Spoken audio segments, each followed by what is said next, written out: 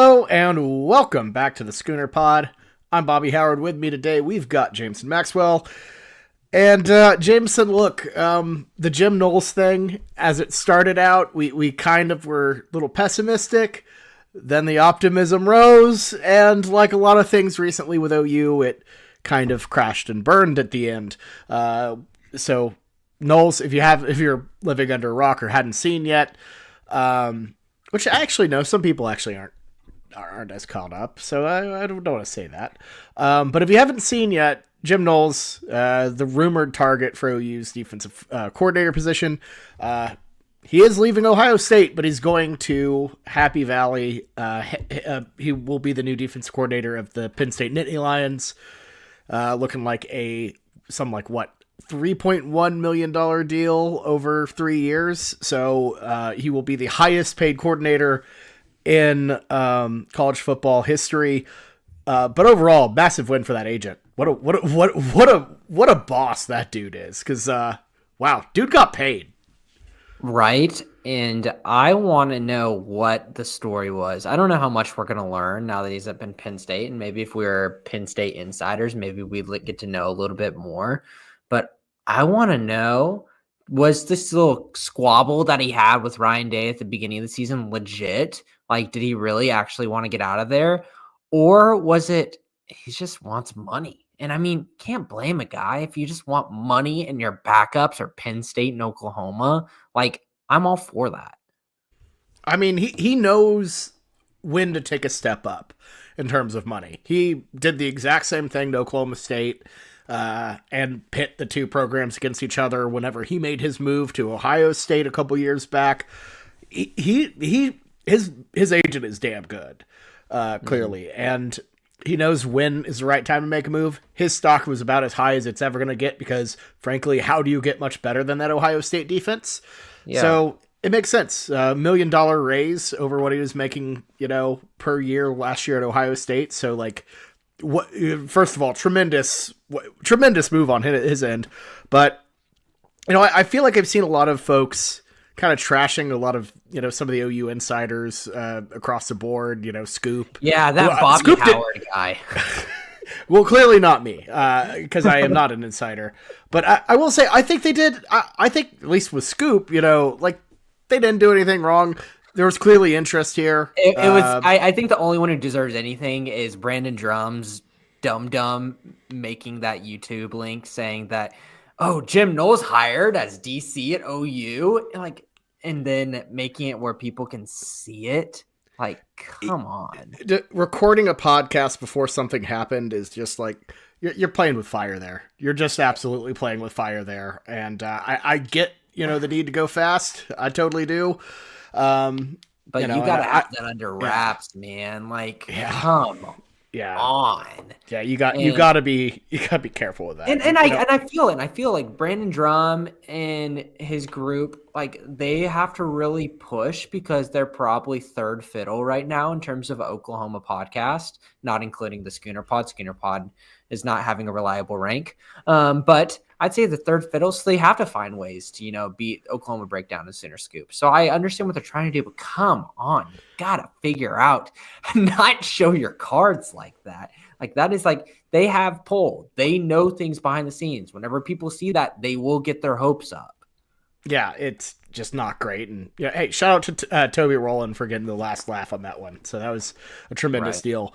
But no, I think the interest was clearly there. And, whether it was OU getting outbid or Penn State being a more enticing option, which I kind of think it is in some ways, I don't think you can be overly upset about OU, the situation here with OU. And I know the optics aren't great, but it's $300 or $3 million, for a coordinator on the side of the ball you're really, really good at. Like, it would have been absolutely tremendous to have him on board, but I don't think this capsizes what you have going by any means. I think Penn State needed him a hell of a lot more than Oklahoma needed him on that side of the ball. I'll say that. Yeah, that's for sure. And, I think as a fan base, we have every right to be upset with this because of what we saw around us and obviously just be disappointed. But hopefully that can be something you can move on pretty quickly, because this was only a thing because they were in the playoffs and it got drawn out. That's really what it was. If Ohio State wasn't in the playoffs, this wouldn't have taken, a week, 2 weeks for us to hypothesize and go, oh, what happens if he does come in and he signs this deal? And then Brent Venables can move and be more of a CEO, which, by the way, I don't think he could even do that even if he had Jim Knowles in the room. But aside from that, that gave us a lot of time to spiral. And as a fan base, whenever it's the offseason, that's all we got to talk about. So it's just going to blow up into a big snowball. So I'm not surprised at all. And if Ohio State was in the playoffs, I bet you it wouldn't have been as bad of what the fans are going after their message boards and podcast. And I feel like the fans would have been understanding that a guy doesn't want to come to Oklahoma's defense at this point. Because if I'm an assistant coach, I want to stay far, far away from Oklahoma. Right. And I think, too, there's an element of, I think people are like, well, there's no way he's going to leave Ohio State. So the fact that there was a way he left Ohio State and he didn't go to Oklahoma, I think in a way it hurts more that he left for somewhere else. But I think you also have to be rational and realize that a lot of the reasons why this happened, everything kind of broke wrong for OU here. If Penn State doesn't lose their DC, if Notre Dame doesn't lose their DC, they don't go off to different jobs, like that changes the equation entirely because you're not competing, with a Penn State. Because I think it would have taken a really rare type of job. He clearly was leaving. And unfortunately, just one of those bigger, kind of better fits popped up, and it was willing to pay $3 million. So, I think you would have paid that same amount too. I bet they weren't far off. Yeah, and if I would have totally thinking, why not go back home, and who knows what happens next week, right? There's a real situation where no matter what happens, Jim Knowles did a really good job. The defense wasn't the problem. They did a really good job. You sounded a little underwater there. What? What is going on? Really? Ironically, the what was insanely cleared though. But what the heck? Why? Because I got my mic plugged in. It seems like it's doing fine. Whatever. I don't know. Yeah. But whatever. Do I sound fine right now? Yeah, you sound great now. Okay. Like the second I brought it up, you sounded perfect. Okay.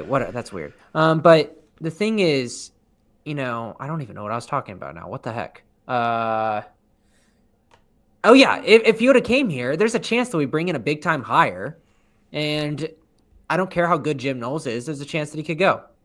Simple as that. It's not a good job to come here, and it's going to be better for a up-and-coming defensive coordinator who wants to take a big risk on himself. And I don't think Jim Knowles is that guy. Yeah, and I mean, I think there were aspects to being here that could have been appealing. In a weird way, that could be an interim spot for him. Oklahoma State could open up being right there, and obviously it's a global system. You could get hired from anywhere. But I don't know. I don't think it would have been – it's not the worst job, but I think Penn State clearly was a better position for sure. I feel like there's a lot of jobs out there. Just no offense to this Oklahoma football team, because I think our defense is going to be really good. Why would you want to go to a situation where there's going to be some competition of you running your system with enough autonomy, and your job security as the best defensive coordinator of the nation is not absolute? But if you're the best defensive coordinator in the nation, you can get a job anytime quick. I get that. You really want to move twice in 2 years? I mean, probably not. But if you get fired, you have 2 extra years of $3 million on the table. True. That's so true. You can just pocket that and go somewhere else. That's a good point. And I mean, like, say if OU wins 7 games next year, fires Brent Venables, and they had him still at D coordinator, and we got Kenny Dillingham and we kept him on, that would be great. But there's also a chance that if we make a big splash hire next year after firing Brent, they're going to want to bring in their own people. Right. Yeah, but you probably would make your first call Jim Knowles. But anyways, that's all said and done and dusted.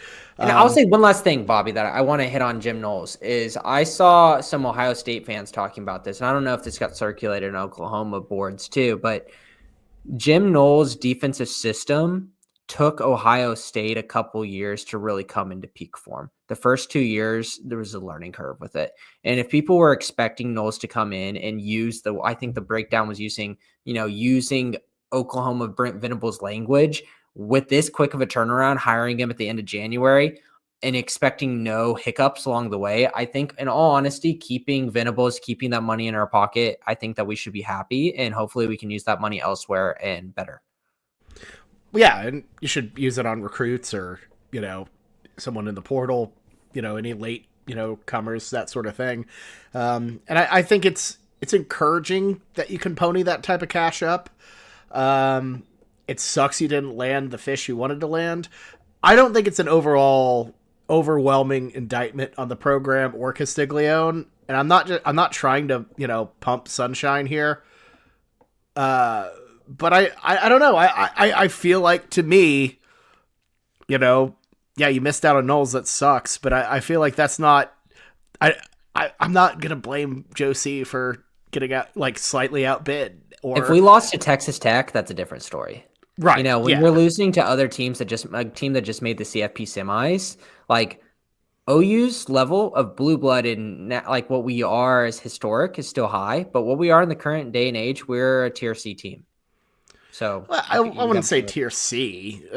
I mean, if we're talking about 6-7 last year, and in terms of going to us, we don't know if our coach is going to get fired. I think that's a tier C team to go to. Well, yeah. I think it's a little different, though. I know Oklahoma is Oklahoma. Okay, low B. Low B is fine. I mean, but we're several years away, removed from, making CFPs. Last year was a disaster. In my opinion, the way I'm thinking about it, Bobby, is A is Ohio State, Georgia, Alabama, and then B would be Penn State. So I think that they're a tier above us. That's why I say C. But maybe it's the ABC is a little bit too crude. I would say that we're in tier 3, if that's a better way to say it. A third tier, and Penn State's in a second tier above us right now. I think the grading system's I think there's more nuances to it, I guess, because I feel like, I don't know. I feel like Penn State, they were just in a Final Four. That's an A-. I think that they are in a tier that is below that of Ohio State, Georgia, Alabama. And they're in a tier that is above Oklahoma. So I think that Oklahoma is in a third tier. I think that it's just semantics at this point. Yeah, and I will say, I don't think Oklahoma, obviously the optics have not been great. Sooner Cowboys is talking about it in the chat. It's not ideal, but I feel like, I don't know. Am I crazy to think that it's not that we're not that far away from flipping this thing? It's January 27th and Bobby's ready to pick Oklahoma to win 9 games. I'm not saying that. I'm just saying I feel like the bones of, the defense being what it is, and I don't know. College football. There is a sliver of optimism to be had in this, but there's also a big old piece of that cake that is pessimistic, and they've got to go out and prove a lot of us wrong. And I don't want to be a podcast where you guys are looking like, oh, these guys, Jameson's dooming right now. I don't want to listen to this. It's just the reality of it is, I'm very scared right now. I'm very scared for this program because there's a lot of risk and there's a lot of instability. Yeah, and I would agree with that. And I think that's the thing about college football, especially in 2025, is you're always kind of on that razor's edge, unless you're one of those programs like a Georgia that, or like an Alabama, and Ohio State, those juggernaut programs, which Oklahoma should be, but isn't. You're always on the verge of going completely over the edge, or you're on the verge of tipping over into success. Look at Arizona State, what they've done. That flip out of nowhere was just remarkable. I feel like, and I know that's not a one-size-fits-all situation, but you can make a rapid rise pretty quick. You can also take a pretty bad tumble pretty quick. That could also be that could be, Carly Rae Jepsen singing in Arizona State, and then all of a sudden they're a one-hit wonder. It's sustained success. So, I'm very happy for Arizona State, but we'll have to see how they do next year. and even like OU's offense, like, you know, you go from the Dylan Gabriel years where they were like pretty good to awful. You can flip back quick. I think you can flip back. I don't want to say quick like it's easy, but I think it's possible. I think this Oklahoma football team has the widest range of what their ceiling and what their floor is this season of almost any team in college football. I don't think off the top of my head there is a team with a higher floor and ceiling. Maybe like a Florida, but that's about it for me, because you're right, Bobby. There's still a quick turnaround that can't happen. Yeah, and but you don't want to be in that situation where you're that volatile. You know, you want comfortability, you want sustainability, you want to be able to replicate results, and you know, the standard of this program should be championships. It's not there right now. So what you need to do is get to a situation where you can just right the ship and just win. And then once you get, you know, winning seasons over and over again, survive this disastrous schedule that the SEC gifted us this year, you know, then you can get to some level of normalcy. You know, just you got to survive this one, and you know, I think it's possible, but it's going to require a lot of work, and frankly, Arbuckle and Mateer have to hit, or else they're just toast. Mm-hmm. Yeah, so I feel good. I feel really good about Mateer. We'll see with Arbuckle's system. Yeah. Let's talk about DC versus linebackers coach. And really that's just what 1982 is saying in the chat there about like, we got to hire from within or an outsider. And I think like, which is intertwined in this, and obviously everyone's been beating this question, is like, do you want to hire from within or an outsider? And do you want to hire a DC or just a linebackers coach? And I feel like that kind of goes one and two and like the same kind of question. Yeah, in a way. And I think it's tricky because to a degree, you know, and one thing I think Oklahoma Breakdown mentioned that I kind of get is if Brent's going to try to go down swinging, let him do the thing he does best. I don't know if I agree with that all the way, because I kind of like having a guy have control. We've seen what it's like whenever you put a figurehead in there, Ted Roof, and it's not that great. So, you know, maybe I kind of think that you want to have someone who can actually call an offense. Or call it defense, you're saying? Or call it defense, sorry. Yeah, that could call it defense. And, you know, maybe you do both with Brian Odom, a guy who coaches linebackers, you know. So you want him to be the DC? Yeah, and can be a defensive coordinator. I don't Is that treading on thin ice? I don't know. I think it's asking for a lot for a team that is already on thin ice, like you said, to hire a DC January 27th and do a complete overturn, or using similar language to Brent's, but using a different kind of system, and expect a consistent level of play that we would get if we just let Brent Venables do his thing. I think you just hire Brandon Hall as your defensive coordinator and then hire an outside linebackers, or like an outside of this system inside linebackers coach. Yeah, so don't like lift up Skalski or anything. And Odom can be the linebackers coach. That's fine. Skalski, lift him up to linebacker. Or hire Dreiling as the linebacker coach. You know, I just don't think that defense was a problem last year, and I think Brent Venables is a good defensive coordinator, and I don't think I have optimism for him to be a true CEO unless we have an absolute superstar of a defensive coordinator. I don't think we have that out there in the world to go get. So screw it. We got to do with what's best and let him go. Yeah, and I think that's tricky, and really one of the biggest problems with, you know, that the wait is you kind of have to cobble something together, which is not good because you want something sustainable, consistent, and, you know, yeah, you definitely play out and wait to see if Knowles does come, but now that he didn't, you're kind of screwed. We were screwed either way. Knowles was an absolute sliver of light that we didn't think we were going to have. Right. Yeah. I don't know if that's the perfect answer or not. I don't think there is a perfect answer. But Do you want Brent to be CEO Brent and hire a not as qualified defensive coordinator to call the shots? Because I think we can take out that we're going to get our defensive coordinator hire. So we're going to get a middle tier defensive coordinator if we were to hire one. Would you want that for Brent's hottest hot seat season? So I kind of think, here's the thing. I kind of think Brent has to be CEO Brent, and if this is going to succeed. You have to be a head coach. Okay. You have to act like a head coach and learn to be a head coach if you want to be the head coach. You can't He can't do this for more than one season.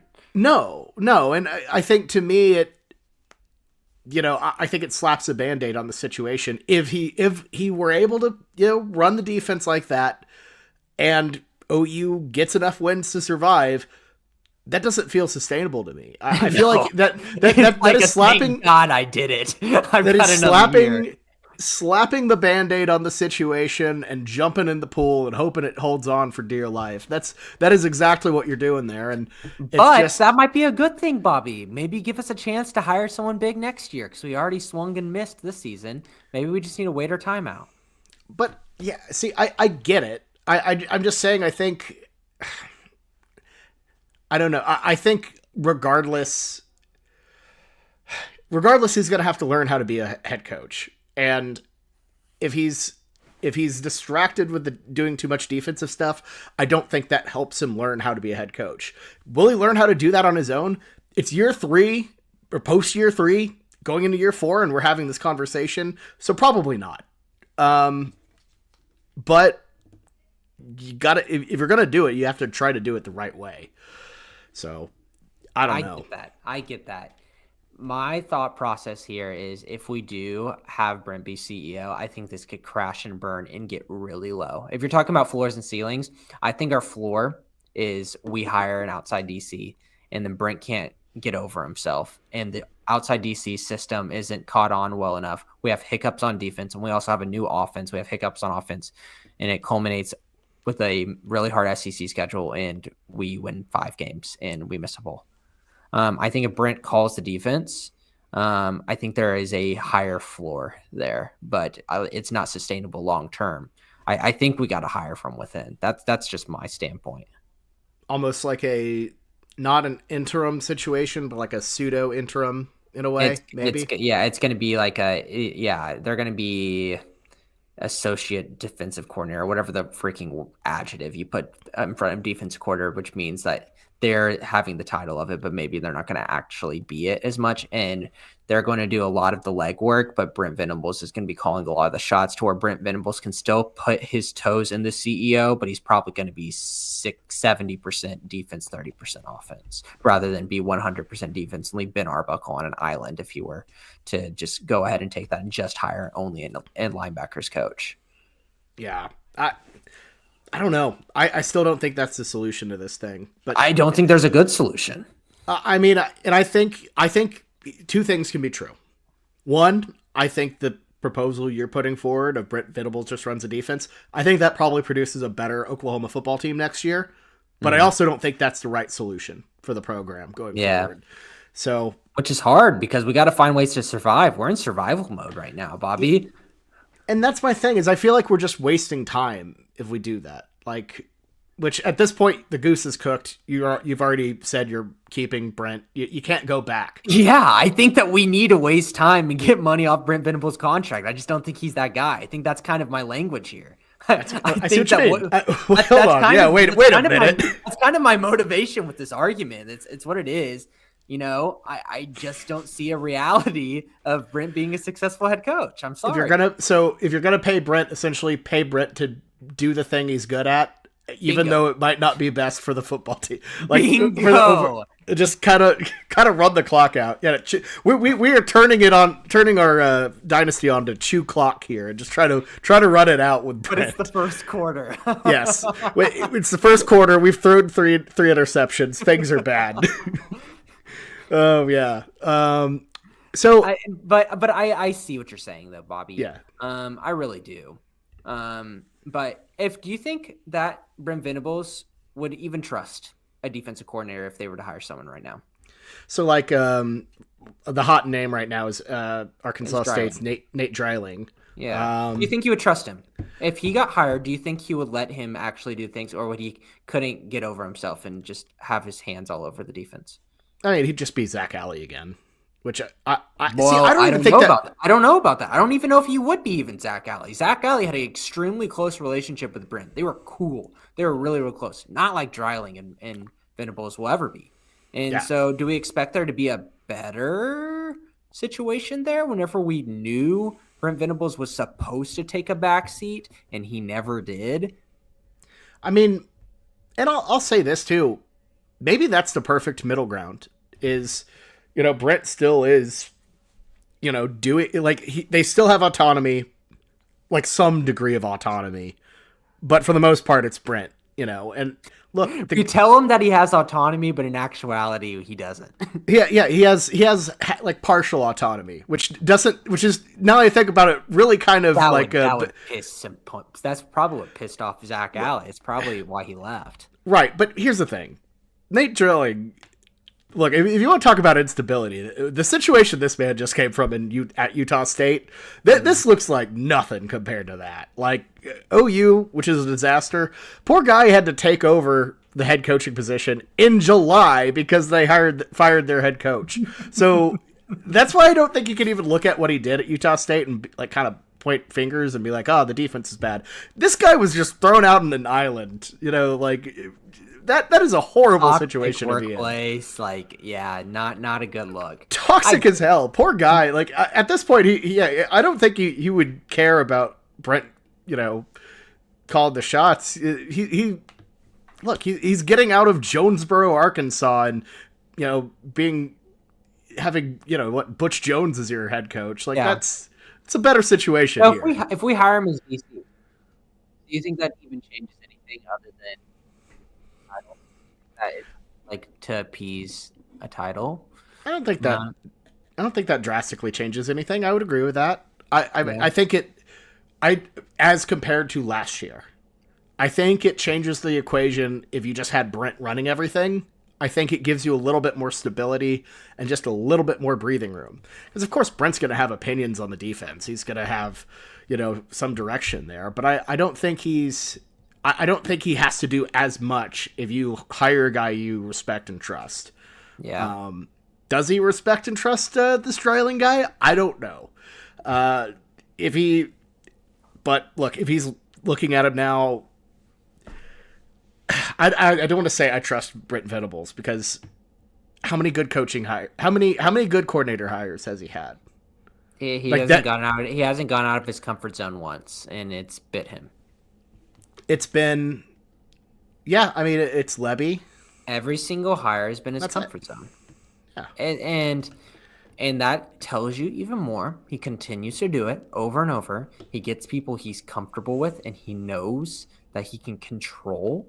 There's this little cult following of Brent Venables. So what makes you think that if he brings in an outsider that's not within his bubble, that he isn't going to have paws all over the defense?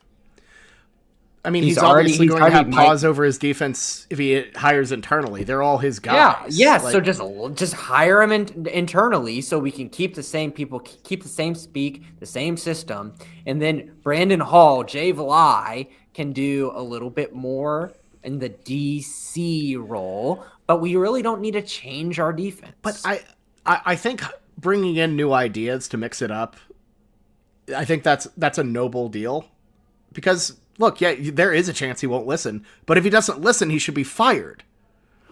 Yep. You know what I mean? Like he should have been fired earlier. I think we're sending him to the slaughter right now. And you're right. It's a money thing. We're going to have to try because first of all, like the risk of going into the season and without Brent Venables could be detrimental, but also like financially, we have to just give it a try. Like it would be a huge hit if we didn't give it a try. But I think that they've already set, the rumor of him needing to win 9 games, that is setting such a high, lofty goal. And for a guy in this situation, I think it's setting him up for failure. I feel like we're in a situation where you kind of have to be like, Brent Venables is a square peg and we're trying to put him in a round hole, and you know that square peg isn't going to fit in that round hole, but you hope that magically it's just going to somehow get in there. This weird analogy, but like the logic is Brent Venables is not going to be. Everything you've seen on paper has told you he cannot be a head coach. You just hope he finds a way to change and can be a head coach. And let me tell you something. There's a lot of listeners right now that are thinking in their head, you know what? That square peg, if you kind of made it a little bit smaller, you could fit it through that circle hole. I think we could still do this. There's going to be a little. Yeah, you could do it. You could. Yeah, we got this. Yeah, you just got to push really hard. And I just hate to be such a pessimist on this thing, but it's just like I'm really down about this Oklahoma football program, and I like to look for optimism in things. And whenever you're a professional sports fan, if you have a bad year, you can look for optimism in the draft and everything. In college, whenever you see things are going bad, it could continue to go bad. You know, it snowballs on itself. So I'm just a little bit worried right now, and that's why I'm acting like this. And I think that hiring an outside coordinator, like I see the argument for it, and I see why you do it. I'm just scared it won't work. I feel like it would just encourage more of the bad behavior that got us into a bad situation. So at least you've got to try to mix it up. And, you know, you talk about comfort zone, and, you know, Arbuckle wasn't exactly a hard hire to make, given the fact that he was one of the hottest offensive coordinator names in the country. But that felt like outside the comfort zone. He's not from any of the trees. But how much was it that there's the rumor that he wasn't the number one option, and maybe it was the package deal of John Mateer that really kind of put it over the edge? I hadn't heard that rumor, but you know, and it was I think the Georgia Tech guy was allegedly the rumor where like we wanted him, but he wanted to come and revamp the whole staff, and we wanted to keep our staff in place. Yeah. That's a rumor. That's a rumor. I don't have a source telling me this. I don't have any sources. Just reading rumors. Yeah, that's fair. That's fair. So, I mean, but I get it. I get it. Yes, it was not in his comfort zone because as a defensive guy, how many offensive coordinators does he have in his circle? Not a lot. But I get that. Fair. Yeah, he has to right now. He had to make a move like that, and it was great getting Mateer and him. I feel like is a big time deal for Oklahoma. If we did not have Mateer on this team, my pessimism would be even more right now. Because I think, and that's one thing I think, when I was talking earlier about how the portal can totally flip a thing, I feel like quarterbacks more than anything can completely change a team. Yeah. And, you know, a guy like Mateer who has the confidence, you know, on paper, he has everything you could want. I feel like having that, you know, senior leader who's a little bit seasoned, that might be the model for the future. Just look at the college football playoff. You know, some of the best players, the best quarterbacks, all transfers. I mean, you had a Will Howard, you know, a Will Howard, you know, championship performance. You know, a guy we referred to several times as Horrible Howard, but he went through the ringer and it got better. You really wanted to go and find some takes on Will Howard. Go back 3 years ago to this program, to this podcast. If you wanted to dig, you could find some pretty negative things on Will Howard. His turn in 2020 was as astonishing a turn as I've ever seen out of a player. So, but I mean, Riley Leonard too, out of Notre Dame. Like, I feel like that's how you can totally flip an offense. And, you know, there aren't a lot of magic pills in college football, but I feel like the quarterback, a good transfer quarterback, can really paper over a lot of issues and take you to a different level. And I think that's what Mateer can be. What else do we have to talk about here, Jameson? Yeah, I think just to kind of put a bow on this defensive corner, I think Dreiling will probably be the hire, and we'll probably put him at DC, and there's probably going to be this partial autonomy thing. I think that's probably what you're going to have to do. I think there's probably going to be a lot of push to get Brent Venables in the CEO role, and that's probably why they're pushing really hard and doing a lot of money towards Jim Knowles. I don't think that the board and the athletic department is going to kind of back down from that, because I think they see that he cannot multitask as much as we think. So I think you're right. I think Dreiling's probably going to be the move. Yeah. Well, we'll see, and we'll talk about it whenever that happens for sure. But yeah. I want to talk about Curtis Lofton's speech on the Oklahoma breakdown, because I thought that if you guys haven't listened to that, absolute must listen, because reading what he said, literally, you're going to learn a lot. And then his language on certain things and the way he spoke told me so much.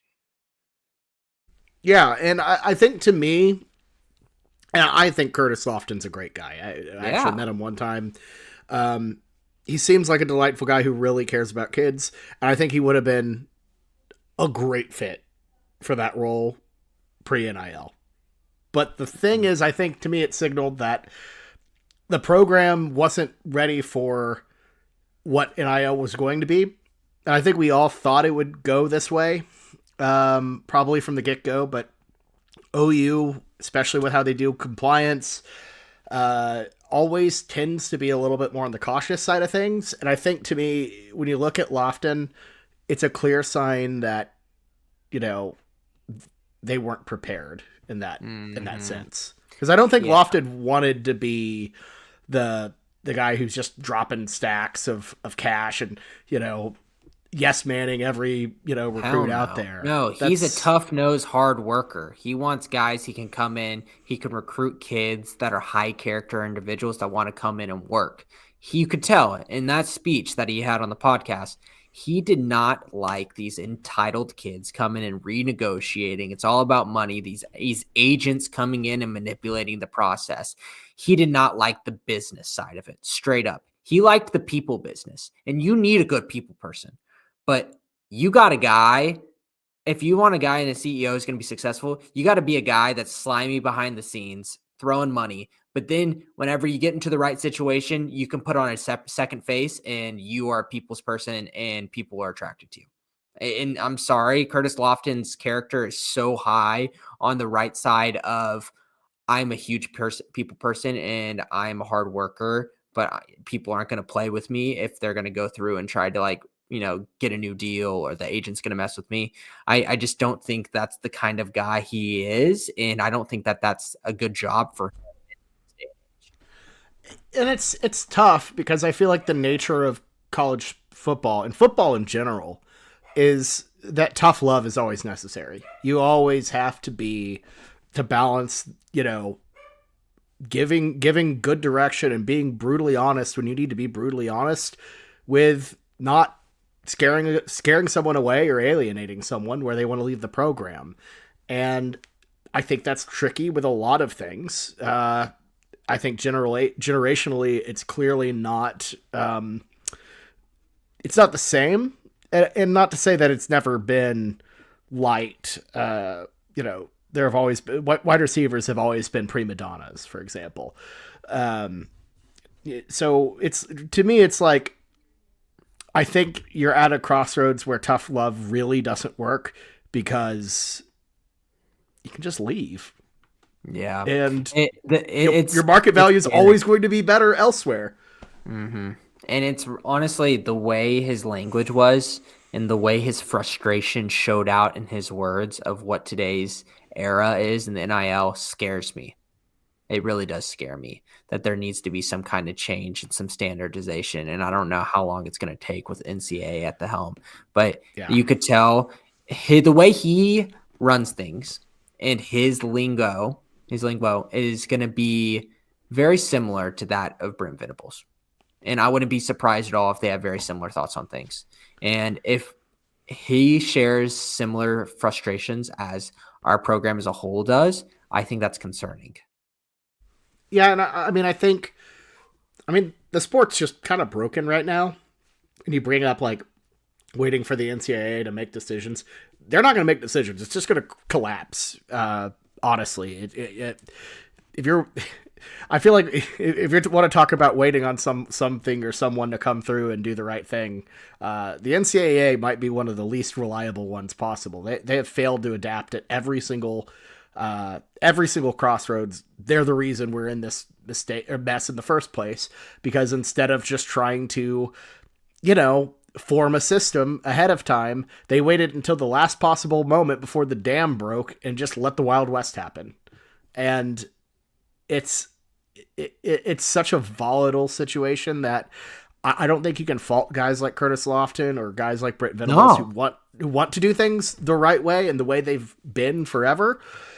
But it's that's just not the case. I mean, look at Ohio State. Like, the team that just won the national championship operated at a minus 37 million deficit. Like, that's not sustainable. But you got a natty. Would you pay $37 million Yes. for a championship? Yeah. It's not my money. Yeah. I'd You get guys like Caleb Downs, Will Howard in the portal, and, things look a lot better. Yeah. And that's just, I'm sure there are a lot of booster clubs out there that saw that number today and were like, just got to keep paying more. But, it's like, think about the NBA and the luxury tax, Bobby. Is it going to be similar to that, where there are going to be people coming out negative? I know NBA teams aren't coming out negative, but are you going to pay more and more and then take a little bit negative out of your, overall gross income to try to win? Yeah. And I mean, it's tricky because it's, at least with the luxury cap, there's like rules, there's a structure. Right. There is no structure here. So I don't know what the event is going to be where the dam breaks and this isn't sustainable, but it's going to happen. It would just be a detachment. I'm sure like teams in the SEC will finally come together and like be like, do you guys really want to deal with this anymore? Or do we want to just move on and just go to a different group? And they just buy out.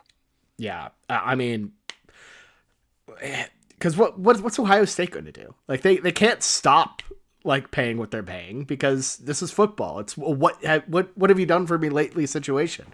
This is the same fan base that wanted to fire Ryan Day like a month or two ago. And now, like, you know what I mean? Like, how long is that national championship going to hold you up before you have to start paying like that again? And how much is a national championship going to give you more dollars in the future, though? That's another thing that we didn't think about. So did the national championship actually end up earning them more than $37 million that, like, in terms of raising money right now? Like, how many boosters added in extra donation because they won a championship? I mean, that's a good question. And I think maybe to a degree, I don't want to say it discourages donations, but, it's like, all right, deal done, or done deal. I paid all of this money to win it. Now, I guess we're good. They have the added incentive of they desperately want to beat Michigan, so they're not going to stop. Yeah, exactly. And also it's like these rich people just had a great experience. They won, and now they're coming down, they got their bill, and they're expected to tip. And I wouldn't be surprised if boosters give extra in the offseason, knowing that they got their bill back and the team is down a little bit, but they provided good product and they're going to reward them for it. With that same coin, you wonder how like Michigan's doing in a way, after just winning they just made brought everyone. Yeah, there you go. Yeah, so that's a good point. Yeah, there's always going to be a bigger fish out there, I guess. And it's a unsustainable arms race, and I don't know. I hope whatever OU does with new CEO and moving forward, I hope we're adapting well. I really do. And I think that no matter how much you're on the message boards, no matter how many podcasts you listen to, I think in reality, you're not going to really have a good finger on that pulse, because I think that's going to be, of anything, the thing that will never leak, of what is your team doing in the sphere of how well is the culture within NIL. Yeah. And it's really one of those things where you won't know for certain, but you can kind of tell based on who's going where. Mm-hmm. I think we should applaud Oklahoma right now with whatever they're doing. We're retaining a lot of our players. That's obviously true. We had a Caden Green situation where that sucked, but he went back home and it was a big money thing. And sometimes money always wins. But we've done a really stellar job of recruiting guys that we know would fit into our system. And then therefore, if they fit into our system and our culture, we can hold on to them because they're high character guys that are drawn to a guy like Brent Venables. Men of faith has been a big thing. You've seen that a lot. A lot of people that are men of faith are going to be loyal, and therefore they buy into this culture that is being pushed by Brent Venables and, Miguel Chavis and Todd Bates and Bo Beatenbow, that of like preach loyalty. And I see what they're going at there. But also, you got to play both games. You got to also go after guys that maybe aren't the biggest men of faith, maybe are a little bit erratic, and maybe want to go get money, because that's how you win. Yeah. And I think maybe the best way to do that is the 1 year rentals, because they're not going to come back and ask for more. And that's, I know I've been talking about the Buckeyes a lot, but they just won a title. That's kind of how they built their team. It was a little mixture of both. I was going to say, you think about Judkins and Howard, but there are a lot of guys who stuck it out. And JTT, Jack Sawyer were two studs on their defensive line that were 5-star prospects that came through and were studs throughout the whole time. So like you gotta have both. You gotta have both, and the recruiting right now has been average for Oklahoma. Ohio State's on another level, and they have been for a while. Emeka Egbuka, 5-star. JTT, 5-star. Jack Sawyer, 5-star. Jeremiah Smith, 5-star. Like, these were big-time difference makers, and they showed out, and they didn't bust. Mm-hmm. Yep. And really... Travion Henderson, 5-star. Yeah. Yeah. And really, at this point, you got to hope that the guys you have been getting in from some of those better classes start to hit. PJ Adebawore gotta show something this year. Mm-hmm.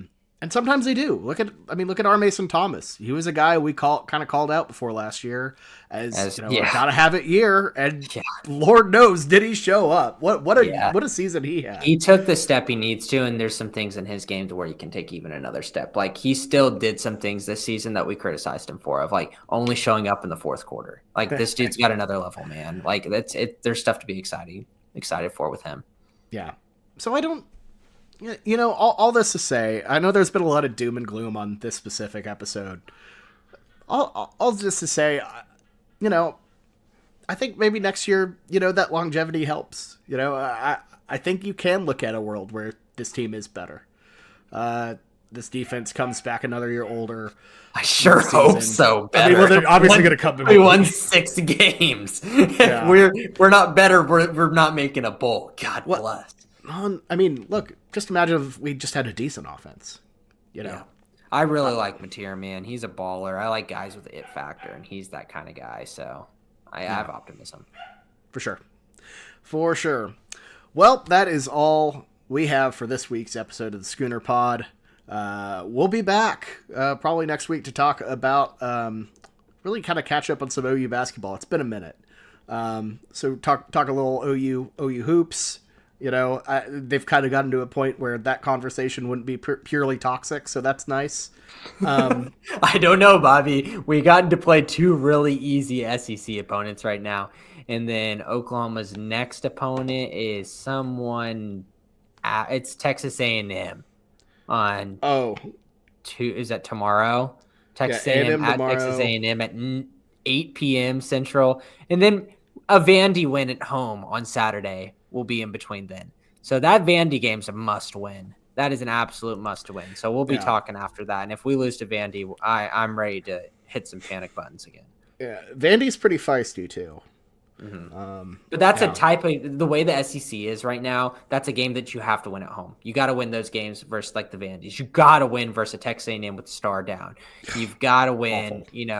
Like those are the kind of games you can't have. Like, we've already dropped the game versus Texas at home and versus Texas A&M at home that were unacceptable losses. So we got to start making them up. Yeah. So just if you take care of home court, I think good things will happen. Yeah, but we just need a couple wins now. We really do. All we need is just a couple wins. We just got to show out. We can't choke again. But we'll talk about that next week. I'm looking at the schedule, man. I forgot how bad this is. Oh yeah, dude. SEC is an absolute monster. it's like you need that Vanderbilt win, and whenever it comes down to it, like, you got to win home versus LSU, Vanderbilt, and then either take like the Mississippi State or I don't know if we can beat Kentucky.